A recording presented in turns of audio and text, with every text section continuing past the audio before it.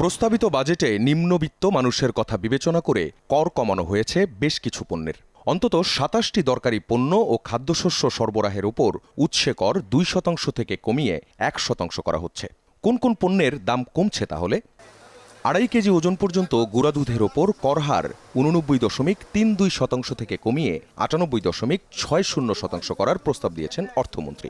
বর্তমানে গুঁড়া দুধের বাল্ক আমদানিকারকদের জন্য মোট কর হার ৩৭%।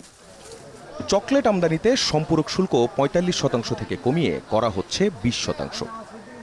আমদানিকারকদের বর্তমানে ল্যাপটপ আমদানিতে ৫% শুল্ক সহ মোট ৩১% শুল্ক কর দিতে হয়। প্রস্তাবিত বাজেটে শুল্ক ৫% থেকে বাড়িয়ে ১০% আর দেয়া হচ্ছে ভ্যাটে অব্যাহতি। সব মিলিয়ে শুল্ক কর ৩১% থেকে কমিয়ে ২০.৫০% নামিয়ে আনার প্রস্তাব করেছেন মন্ত্রী। কম্পিউটার ও কম্পিউটার সামগ্রী আমদানির জন্য আমদানিকারক কোনো শর্ত ছাড়াই শুধুমাত্র ৫% আমদানি শুল্ক প্রদান করে। প্রস্তাবিত বাজেটে ওই শুল্ক প্রত্যাহারের সুপারিশ করা হয়েছে। দেশে তৈরি মোটরসাইকেলের সিকেডি ইঞ্জিনের পার্টস আমদানির শুল্ক কমানো হচ্ছে। এতে কমবে দেশীয় মোটরসাইকেলের দাম।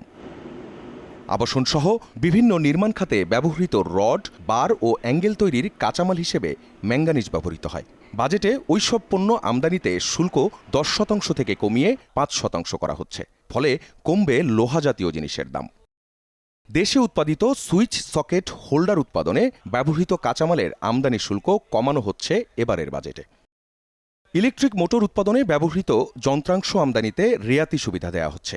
এ কারণে ইলেকট্রিক মোটরের দাম কমতে পারে। কিডনি ডায়ালাইসিসে ব্যবহৃত ফিল্টার ও সার্কিট আমদানির শুল্ক ১০% থেকে কমিয়ে করা হচ্ছে ১%। তাতে কমতে পারে ডায়ালাইসিস খরচ।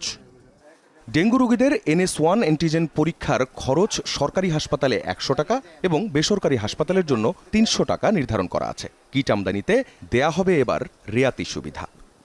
ক্যান্সার চিকিৎসায় ব্যবহৃত ওষুধের কাঁচামাল আমদানিতে রেয়াতি সুবিধার আওতায় নতুন কিছু কাঁচামাল যোগ হচ্ছে। ফলে আশা করা যাচ্ছে ক্যান্সার চিকিৎসার খরচও কমবে কিছুটা।